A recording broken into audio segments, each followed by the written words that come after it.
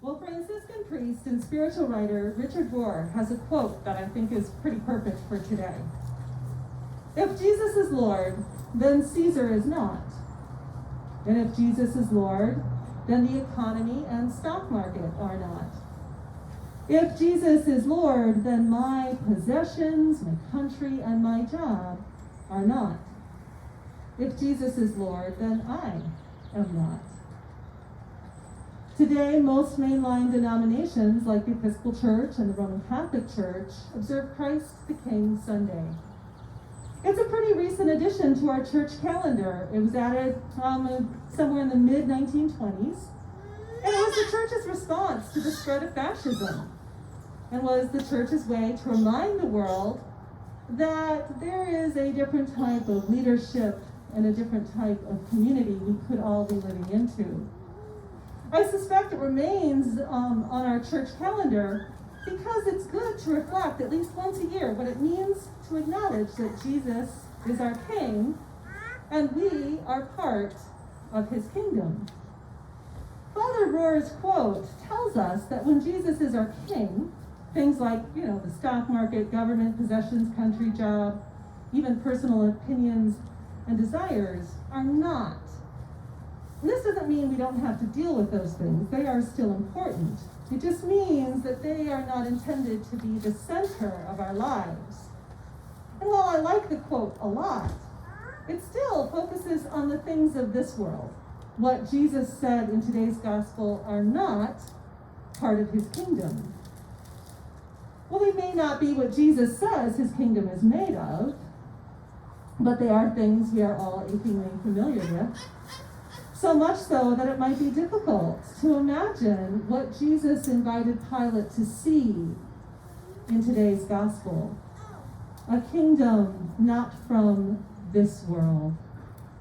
Often that gets interpreted to mean heaven or life after death or another world altogether. And it is another world. But I wonder if it doesn't have to be separate from the world we engage in every day. Maybe it is the world that Jesus envisions being redeemed by the love of God. It's the same world we all live in with all the stuff we all have to deal with. A world broken by selfishness of sin and greed. And despite all the pain, a world that is still deeply loved by God. So much so that God sent Jesus not to punish or hurt us or the world, but to redeem us through love.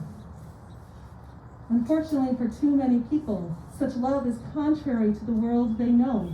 And I can't imagine what it looks like when this love is present and active in the world.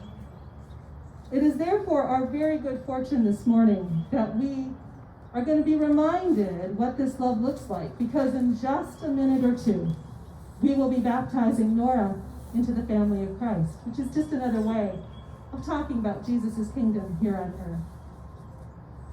There's a prayer we'll be praying just after baptizing Nora that tells us a lot about Jesus' kingdom. It's a prayer where we're going to ask God to give her all the stuff of God's kingdom here on earth. We're going to ask God to give her an inquiring and discerning heart. That is, a heart that is open to learning and loving God and her neighbors. We will ask God to give her the courage to persevere, to never give up when life gets hard or when someone tries to convince her that there is no hope. We will ask God to give her the spirit to know and to love God, to recognize God's love is really all around her, in the gift of friendship, the love of family, or even recognizing the holy in something as common as a television show, movie, or book, for there is no place God isn't.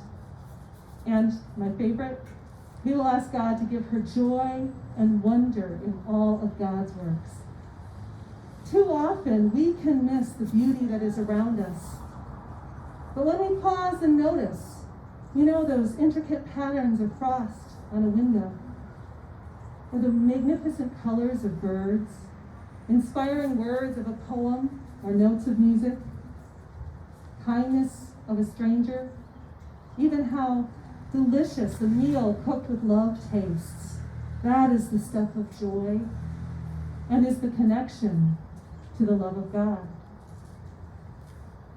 When I met Nora, I saw this joy and wonder and delight as she explored this churchyard.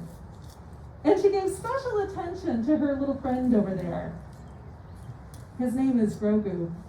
You don't have to know him from the TV show he was on to recognize him. His cuteness took over social media. And I thought it would be nice to bring him along whenever I do office hours up here on the porch, when our church's coffee shop is open. What I do is I sit Grogu down on a chair facing the sidewalk with his mask on, because we all have to do our part these days. And I give him a cup of tea to hold for me. Passers-by often take a second look and smile at him. Now we've been doing it for so long, I've noticed people look for him. I figure we've all been having such a strange and, for some of us, very difficult couple of years.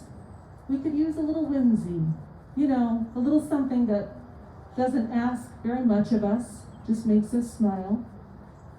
Nora, of course, couldn't resist him. She picked him up, not fazed by his unusual looks. She gently slid down his mask, kissed him, and put the mask back as best she could. It was more than sweet. What I saw in her act was her openness, her inquiring and discerning heart, a spirit that recognizes the opportunity to love, regardless of appearance, and so much joy and wonder. And perhaps that is what we all need more than anything today and every day. So I want to thank Nora. Thank you. And I want to thank her family, her godparents, her friends who gathered here, for showing us on Christ the King Sunday a little bit of what Jesus' kingdom can be when we all live into it. Amen.